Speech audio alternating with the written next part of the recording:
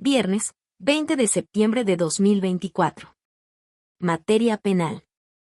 Tesis jurisprudenciales y aisladas. 1 de 5. Registro digital, 202-9380. Tipo, jurisprudencia. Declaraciones o informes de testigos fallecidos antes de la audiencia de juicio oral. El artículo 386, fracción I, del Código Nacional de Procedimientos Penales, al prever su incorporación mediante lectura, no vulnera los principios de contradicción, inmediación e igualdad procesal. Hechos: una persona fue procesada por diversos delitos y en la audiencia de juicio oral se incorporaron, por lectura, conforme a lo previsto en el primer supuesto contenido en la fracción I del artículo 386 del Código Nacional de Procedimientos Penales, los registros de investigación llevados a cabo por un policía federal que había fallecido de manera previa a la celebración de esta, lo que el imputado consideró inconstitucional por contravenir los principios rectores del sistema procesal penal. De contradicción, de inmediación y de igualdad procesal, como lo aseveró en el juicio de amparo directo que promovió en contra de la resolución de apelación. El Tribunal Colegiado de Circuito del Conocimiento negó el amparo. Inconforme con la sentencia, la parte quejosa interpuso recurso de revisión. Criterio jurídico. La primera sala de la Suprema Corte de Justicia de la Nación considera que el artículo 386, fracción, del Código Nacional de Procedimientos Penales, que permite incorporar a juicio oral, previa lectura o reproducción, los registros en que consten anteriores declaraciones o informes de testigos fallecidos antes de la celebración de esta etapa, contiene una excepción válida que no vulnera los principios rectores del sistema procesal penal de contradicción, inmediación e igualdad procesal, porque parte de una imposibilidad material insuperable para que la persona fallecida pueda presentarse a la audiencia de juicio oral. Justificación. El precepto legal cuestionado contiene una excepción válida al principio de inmediación, de tal modo que la incorporación mediante lectura de los registros que contengan las declaraciones previas o informes rendidos por el testigo fallecido en etapas previas constituye la única posibilidad de allegarle a la persona juzgadora o al tribunal de enjuiciamiento esa información, la cual podrá ser refutada o constatada por las partes en igualdad de condiciones. Por su parte, tratándose de una prueba de cargo, la validez de esa incorporación exige que se haya respetado el derecho de defensa de la persona acusada, lo que implica la necesidad de cubrir alguna de las siguientes condiciones. A. Que la defensa haya contado con la oportunidad de interrogar o contrainterrogar al testigo de cargo en algún momento de las etapas previas a la audiencia de juicio oral, como sucede en los casos en que el testigo comparece en su calidad de medio de prueba durante el plazo constitucional, previo a decidir si se vincula o no a la persona imputada a proceso, o bien, b. Que la declaración incorporada mediante lectura no constituya el principal elemento de prueba para justificar la sentencia de condena. Además, la incorporación respectiva deberá hacerse a través del testigo de acreditación correspondiente para que esa persona explique quién, dónde y cómo se obtuvo el material que se pretende incorporar, pero sobre todo para saber si la declaración de que se trata es la misma que se practicó en etapas previas, lo cual permitirá a la contraparte controlar y debatir sobre su autenticidad o fiabilidad. Estas exigencias tienen como propósito encontrar un punto de equilibrio entre los objetivos que persigue el proceso. Por un lado, esclarecer el hecho considerado como delito, procurar que la persona culpable no quede impune y que los daños causados por el delito se reparen y, por otro, proteger a la persona inocente y observar las exigencias del derecho a la defensa adecuada y del principio de igualdad procesal. Primera sala. 2 de 5. Registro digital, 202-9379.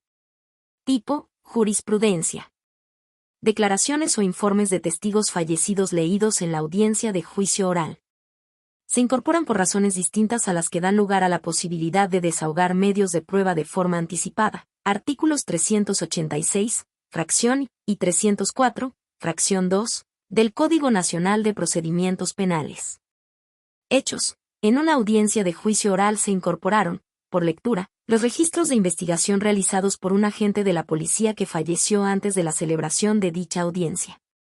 El imputado promovió amparo directo en el que adujo que esa incorporación era inconstitucional, toda vez que la fracción I del artículo 386 del Código Nacional de Procedimientos Penales que lo permite, viola los principios de inmediación, contradicción e igualdad procesal. El Tribunal Colegiado de Circuito negó el amparo al estimar que el precepto referido no viola dichos principios, pues su racionalidad radica en el fallecimiento de quien debía rendir testimonio. En su contra se interpuso recurso de revisión. Criterio jurídico. La primera sala de la Suprema Corte de Justicia de la Nación determina que el fallecimiento de un testigo antes de que se celebre la audiencia de juicio oral constituye razón suficiente para justificar la excepción prevista en el precepto referido. Sin embargo, debe diferenciarse del supuesto de la fracción 2 del artículo 304 de ese ordenamiento, que permite desahogar un medio de prueba de forma anticipada por la existencia de un motivo razonable que hiciere temer la muerte del testigo. Justificación. Lo que explica la necesidad de que un testimonio se desahogue de forma anticipada es que se advierta como probable el fallecimiento del testigo antes de la celebración de la audiencia de juicio oral. Esa probabilidad debe apoyarse en datos objetivos que la hagan razonable. Si la persona fallece, ya habrá declarado ante un juez en un contradictorio. Por el contrario, en la incorporación mediante lectura de declaraciones o informes de personas fallecidas antes de la audiencia de juicio oral se parte de que no había indicios que hicieran suponer la necesidad del desahogo anticipado de la prueba. Primera sala. 3 de 5. Registro digital. 202-9382. Tipo: jurisprudencia. Demora en el dictado de la sentencia en un procedimiento penal acusatorio. No se vulnera el principio de inmediación cuando ocurre con motivo de la interposición de medios de impugnación, como parte del ejercicio de la defensa. Hechos: una persona fue sentenciada por el delito de abuso de confianza. En el recurso de apelación interpuesto por el sentenciado se ordenó la reposición parcial de la audiencia de juicio ante la reclasificación jurídica del delito efectuada por el Ministerio Público. La persona imputada promovió un juicio de amparo indirecto, el cual se sobreseyó. Posteriormente, se dio cumplimiento a la reposición del procedimiento y se dictó una nueva sentencia condenatoria. Dicha sentencia fue revocada en apelación. En su lugar, el Tribunal de Alzada emitió un fallo absolutorio.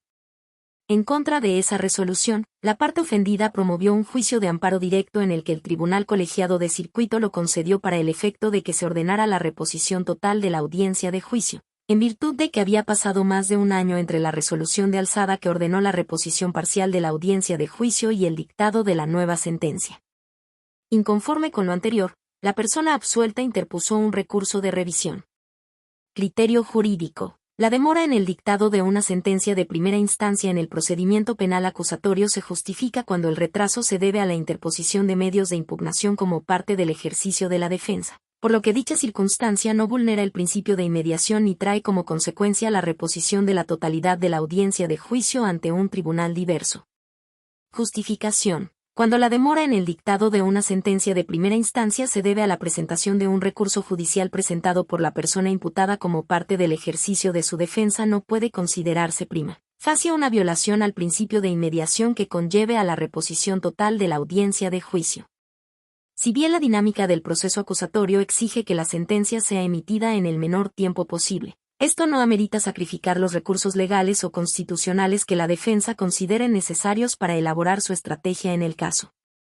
Lo anterior, toda vez que el artículo 20, apartado B, fracción 7, de la Constitución Política de los Estados Unidos Mexicanos indica que la defensa de la persona imputada tiene la potestad constitucional de alargar el proceso en la medida necesaria, según su estrategia, para respetar el mandato del ejercicio de su defensa adecuada.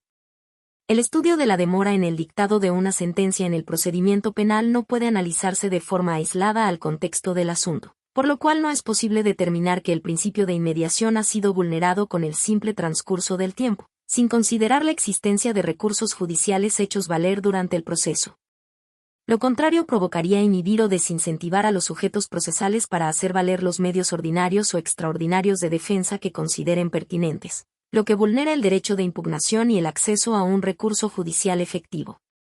De esta manera, otorgar mayor peso al principio de inmediación que al derecho a la defensa de la persona enjuiciada implicaría que en todos los casos en los que la sentencia emitida en un procedimiento penal acusatorio se retrase debido a la interposición de recursos judiciales se deba ordenar la reposición del procedimiento, lo que traería como consecuencia un retraso en la impartición de justicia e, incluso, poner en tela de juicio las reglas del juicio de amparo, pues un tribunal de enjuiciamiento no podría ponderar el principio de inmediación para dictar sentencias si de por medio existe la suspensión decretada en el juicio de amparo que impide su continuación. Por tanto, Es justificada la demora en el dictado de una sentencia en la audiencia de juicio cuando se produce con motivo de la interposición de recursos judiciales como parte del ejercicio de la defensa de la persona imputada. Primera Sala. 4 de 5. Registro digital, 202-9413. Tipo, jurisprudencia. Uso ilegal de un bien perteneciente a la nación. El delito previsto en la Ley General de Bienes Nacionales es constitucional. Hechos, derivado del establecimiento de un asentamiento humano irregular en un parque nacional. Se inició un procedimiento penal en el que se libró una orden de aprehensión en contra de distintas personas por la comisión del delito de uso ilegal de un bien perteneciente a la nación. Inconformes, algunas de las personas inculpadas promovieron distintos juicios de amparo indirecto en los que reclamaron esa orden de aprehensión, así como los artículos 149 y 150 de la Ley General de Bienes Nacionales que regulan y sancionan el delito, pues consideran que contiene términos ambiguos y que para integrar el delito se requiere acudir a disposiciones reglamentarias y no a leyes. El juez de distrito del conocimiento acumuló los juicios y determinó sobreseer en el juicio respecto de algunas autoridades y negó el amparo respecto de la orden de aprehensión y el reclamo de constitucionalidad de los referidos preceptos. Inconformes con ello, dos de los quejosos interpusieron un recurso de revisión. Criterio jurídico. Los preceptos de la Ley General de Bienes Nacionales, que regulan el delito de uso ilegal de un bien perteneciente a la nación, describen conducta con elementos suficientemente claros que permiten a sus destinatarios comprender lo que es materia de prohibición, aunado a que para su configuración, sobre lo que debe entenderse como un bien perteneciente a la nación, remite al mismo ordenamiento que es una ley formal y material, por lo que dichos preceptos no vulneran los principios de taxatividad ni de reserva de ley en materia penal.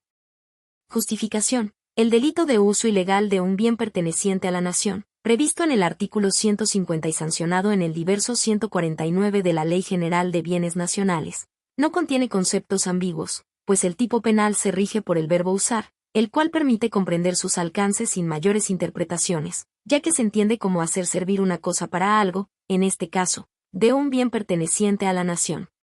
En el mismo sentido, la norma establece como condición para considerar ilegal esa conducta que la realice el sujeto activo sin contar con una concesión, permiso, autorización o contrato con autoridad competente. Además, los referidos preceptos pertenecen a la Ley General de Bienes Nacionales y buscan prohibir y sancionar las conductas que afecten las disposiciones de ese ordenamiento, por lo que para entender lo que es un bien perteneciente a la nación, basta con acudir a los artículos 3 y 7 de ese ordenamiento, que es una ley formal y material, para identificar los bienes que son propiedad de la nación y que son tutelados por el tipo penal. Es por ello que las normas impugnadas describen con suficiente precisión la conducta delictiva y permiten comprender a sus destinatarios lo que es objeto de prohibición, aunado a que para su integración remite a las disposiciones de la propia ley general, por lo que no vulneran los principios de legalidad en su vertiente de taxatividad y de reserva de ley en materia penal, que derivan respectivamente de los artículos 14 y 73, fracción 21, de la Constitución Política de los Estados Unidos. Mexicanos. Primera Sala. 5 de 5. Registro digital, 202-9385. Tipo, aislada. Derecho a la asistencia consular. Requisitos para que su renuncia sea válida. Hechos. Una persona extranjera fue hallada penalmente responsable de diversos delitos. Promovió amparo contra la sentencia definitiva y argumentó que no se respetó su derecho a recibir asistencia consular. El Tribunal Colegiado de Circuito concluyó que el quejoso renunció válidamente a la asistencia consular, pues se opuso expresamente a contactar a la embajada de su país para informar su situación jurídica. Inconforme, la parte quejosa interpuso recurso de revisión. Criterio jurídico. La renuncia al derecho a recibir asistencia consular solo será válida cuando a. La decisión se tome de forma informada, b. Se exprese de manera fehaciente, y c. Se haga con el apoyo de un asesor jurídico. Justificación. Conforme a lo resuelto por la primera sala en el amparo en revisión 352/2012 y en el amparo directo en revisión 517/2011, el derecho a la notificación, al contacto y a la asistencia consular es una garantía del debido proceso, al ser parte del elenco mínimo de garantías que toda persona extranjera debe tener ante un proceso penal.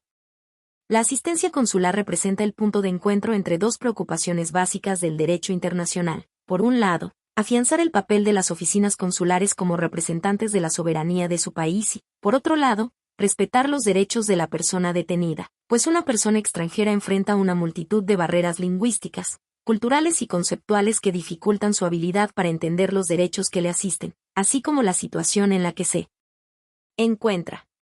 En atención a su trascendencia, la renuncia al derecho a recibir asistencia consular está sujeta a que se cumplan varios requisitos.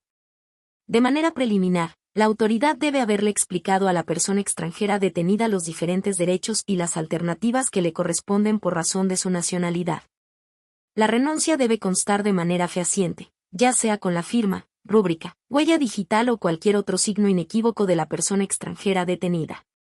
Finalmente, la validez de la renuncia estará sujeta a que dicha decisión se tome con la asesoría de una persona profesional en derecho. Primera Sala.